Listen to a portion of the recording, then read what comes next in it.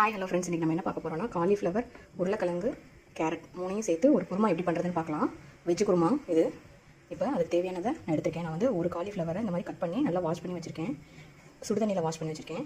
கேரட்டை வந்து இந்த மாதிரி கட் பண்ணி வச்சுருக்கேன். உருளைக்கிழங்கை தோல் சீவிட்டு இந்த மாதிரி கட் பண்ணி வச்சுருக்கேன். இப்போ தக்காளி வந்து 2 தக்காளி எடுத்து நான் கட் பண்ணி வச்சுருக்கேன். சின்ன வெங்காயத்தை தட்டி எடுத்து வச்சுருக்கேன். சின்ன வெங்காயத்தையும் வெள்ளைப்பூடையும் தட்டி எடுத்து வச்சுருக்கேன். ஒரு 100 கிராம் சின்ன வெங்காயம் எடுத்திருக்கேன். ஒரு 4 பல்லு வெள்ளைப்பூடு எடுத்து ஒன்றா இந்த மாதிரி தட்டி எடுத்து வச்சுருக்கேன். இஞ்சி பூண்டு பேஸ்ட் எடுத்திருக்கேன். இப்போ பொடி ஐட்டம் எல்லாம் அப்படியே 1 by 1 நான் வதக்கும் போது போடும்போது காமிக்கிறேன். வாங்க வீடியோக்குள்ள போகலாம். இப்போ ஒரு பேன் அடுப்பில் வச்சுருக்கேன். அதில் நம்ம தேவையான அளவு நல்லெண்ணெய் சேர்த்துக்கலாம். நான் வந்து 2 டீஸ்பூன் எடுத்துருக்கேன். 2 குழிக்கரண்டி நல்லெண்ணெய் ஊற்றிக்கேன்.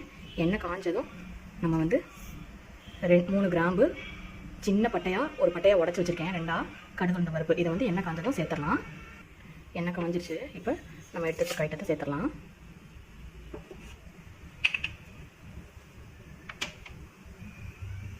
இது நல்லா பொரிஞ்சிச்சு. இப்போ இந்த ஸ்டேஜில் நம்ம எடுத்து வச்சுக்க வெங்காயத்தையும் கரும்பு பருப்பையும் சேர்த்துடலாம்.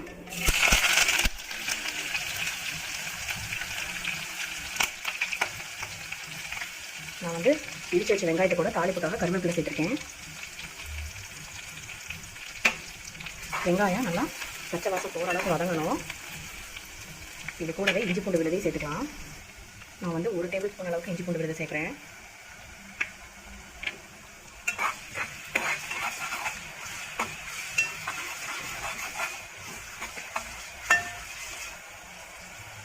நல்லா பச்சை வாசம் போகிற அளவுக்கு வதங்கட்டும். இப்போ வெங்காயம் நல்லா பச்சை வாசம் போகிற அளவுக்கு வதங்கிடுச்சு. இப்போ தக்காளி சேர்த்துடலாம்.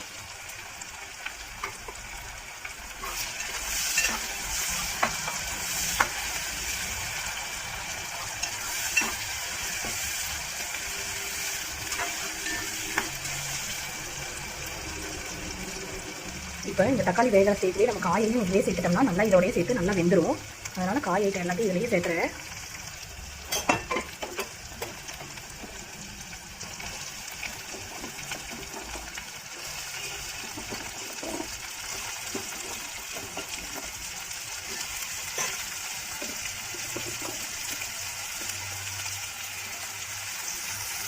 இப்போ காய் நல்லா வேகிறதுக்காக அதோடைய குழம்புக்கு தேவையான உப்பும் சேர்த்துக்கலாம்.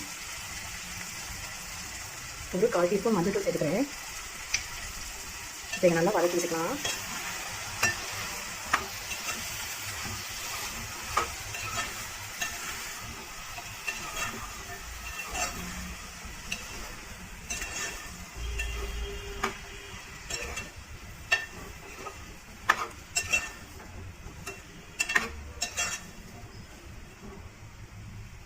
இப்போ இதை ஒரு லிட் போட்டு மூடி ஒரு 5 மினிட்ஸ் நல்லா வேகட்டும்.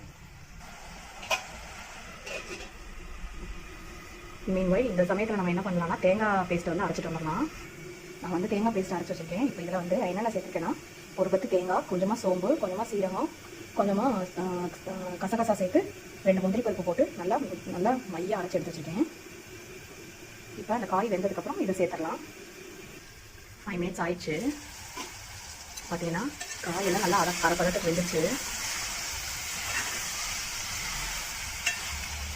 இந்த ஸ்டேஜில் பொடி ஐட்டம்னா ஒன்று சேர்த்துடலாம்.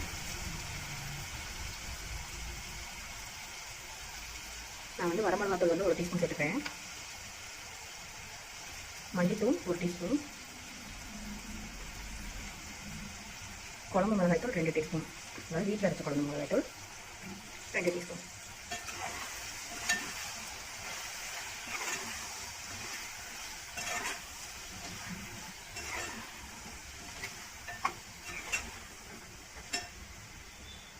இப்போ இது கூடவே தேவையான அளவு தண்ணி சேர்த்துட்டு அந்த தேங்காய் பேஸ்ட்டையும் சேர்த்துடலாம்.